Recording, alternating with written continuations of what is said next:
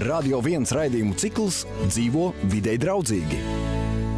Jūsu uzmanībai skan Vides aizsardzības un reģionālās attīstības ministrijas, izmantojot klimata pārmaiņu finanšu instrumentus, finansēts raidījums Sabiedrības izpratnes attīstīšana par siltumnīca efekta gāzu emisiju samazināšanas nozīmi un iespējām. Īsumā par to, kas ir siltumnīcas efekts. Cilvēka darbība palielina siltumnīcas gāzu, sevišķi oglekļa dioksīda, metāna un slāpekļa oksīda daudzumu atmosfērā.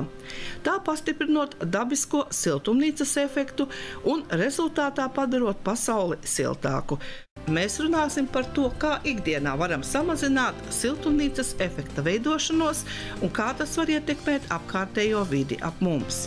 Viena no iespējām ir ēku siltināšana. Radio 1 devās uz renovētajām ēkām. Pirmais mūsu sarunā iesaistījās Jēkabpils domes izpilddirektors Dainis Līcis. Ir tikai droši jāstartē, un valsts ir devusi atbalstu šīm lietām un turpinās.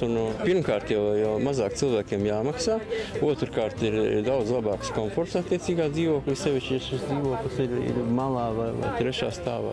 Lai Jēkabpilī, vienā no Latvijas lielajām pilsētām, būtu dzīvot spējīga ideja siltināt ēkas un mazināt CO2 izmešu daudzumu atmosfērā, daudz ir darījis Zemgales reģionālās enerģētikas aģentūras energoeksperts Ainārs Gulbīnskis.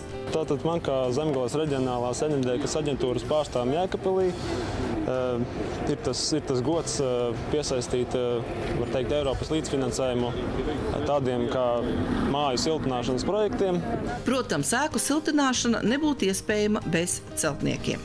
Sijā BKS enerģija valdes loceklis Andrejs Saulevičs, kas veica ēkas renovāciju, teica, ka šajā jomā viņa pārstāvētajam uzņēmumam jau ir zināma pieredze. Šāda tipa projektos mums ir diezgan liela pieredze. Šī bija 8. māja, ko mēs esam pabeiguši. Protams, ka vislielākie ieguvēji no ēku siltināšanas ir to iemītnieki. Es jūtu, ka man ir siltāk dzīvoklī, bet es dzīvoju pirmā stāvā, man nenāk no pagraba tas augstums tik šausmīgs, kā agrāk man jau šī laikā, kā es jau teicu, man bija jau zeķis kājās. Думаю, хорошо сделали. Так, красиво.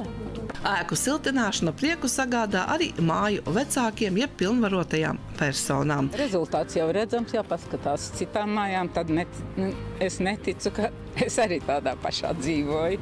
Jēkabpilī daudz dzīvokļu ēku siltināšana norit pateicoties privatizējumā Sijā Jēkā namu pārvalde darbībai. Tās valdes loceklis Ainārs Labzovs atzīst, ka māju siltināšanas process Jēkabpilī vēl tikai ir sācies un lielākie darbi sagaida mūs nākotnē. Ir noslēgti ar LIA līgumiem vēl laikam pa 4 mājām bija. Principā rādīs pirmā ziema, tad skatīsimies, kā būs. Privatizējumā Sijā Jēkā namu pārvalde ēku siltināšanas inženieris Miervaldis Ziediņš ir vistiešākajā saistībā ar ēku renovācijas norisi. Tieši viņš bija tas, kas uzsāka pirmās sarunas ar daudz dzīvokļu namu iemītniekiem, tos pārliecinot, ka ēku renovācija ir nepieciešama. Ir nepieciešams mazāk izejvielu, lai saražotu šo siltumu, tātad mazāks kurināmā daudzums tiek sadedzināts, sakārtota dzīvokļa vide. Ja, ir labāks mikroklimats katrā istabā, un viņš jau ir konkrēti noteicējis savām vēlmēm. Arī mainās iedzīvotāju domāšana uz mājai pieguļošo teritoriju. Cilvēki sāk domāt jau no saimnieciskā virziena puses, kā tomēr rūpēties vairāk par to kopīpašumu. Ja mēs sasniegtu 20 māju skaitu šeit Jēkabpilī, kas būtu kopumā nosiltināts, tas jau būtu labāk nekā 14. Jūsu uzmanībai skanēja Vides aizsardzības un reģionālās attīstības ministrijas, izmantojot klimata pārmaiņu finanšu instrumentus, finansēts raidījums Sabiedrības izpratnes attīstīšana par siltumnīca efekta gāzu emisiju samazināšanas nozīmi un iespējām. Izskanēja raidījums Dzīvo videi draudzīgi, kas tapis ar klimata pārmaiņu finanšu instrumenta atbalstu.